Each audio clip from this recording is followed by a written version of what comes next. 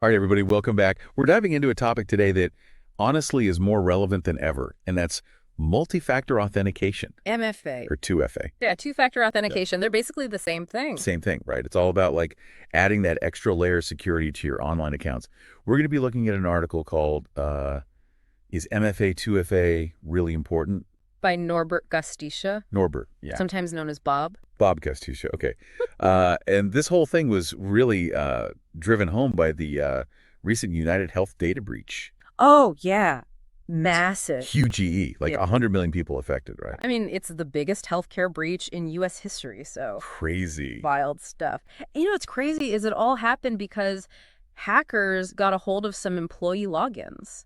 Really? Just basic credentials, no fancy hacking techniques or anything, just good old-fashioned stolen passwords. Crazy. So wait, are you saying that 100 million people had their data compromised because someone didn't have like two-factor authentication set up? Pretty much, yeah. That second layer of security could have made all the difference. You know, I was reading that during a House hearing about the breach, even the CEO of UnitedHealth admitted they dropped the ball on this. Andrew Witty. Yeah. He said they've made two-factor mandatory across the board now. It just goes to show, even these huge companies, sometimes they need a wake-up call like this to realize how important this stuff really is.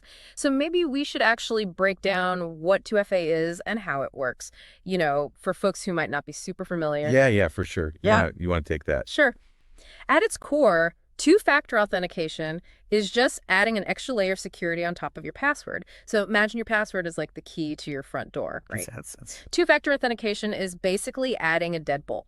So even if a burglar gets a hold of your key, they still can't get in because they need to get past that deadbolt too. I get it. So it's not enough to just know the password anymore. You need something else, that second factor, to prove it's really you.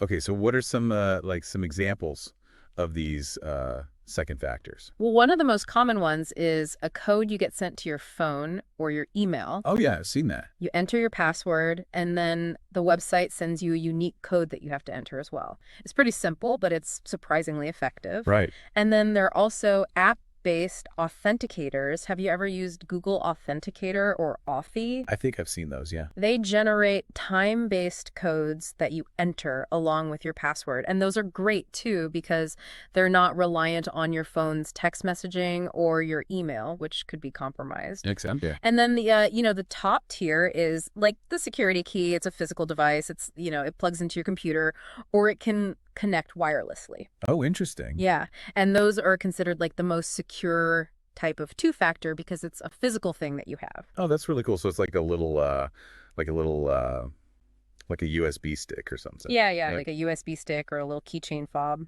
Wow. So you got, your different levels of security, each with their, their pluses and minuses. Right. But overall, I'm getting the sense that two-factor authentication is like a really good way to protect yourself online.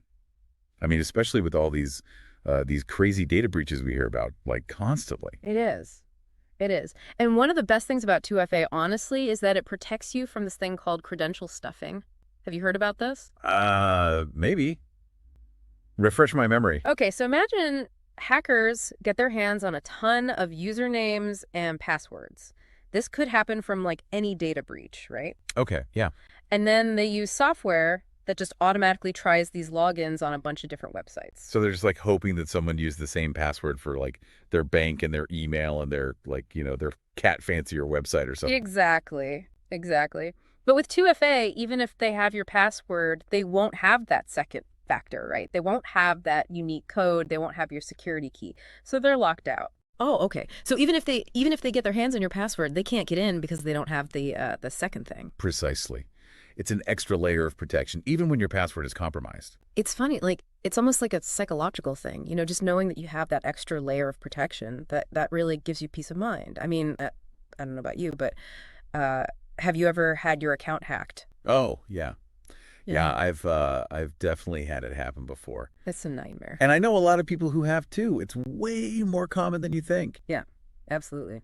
And the thing is, a lot of people, they're hesitant to enable 2FA because they think it's going to be like a huge hassle or it'll slow them down. Yeah. It's really not a big deal. It's like, what, a few extra seconds? Mm-hmm. I mean, come on. It's a small price to pay for, the security of your accounts and all your personal info.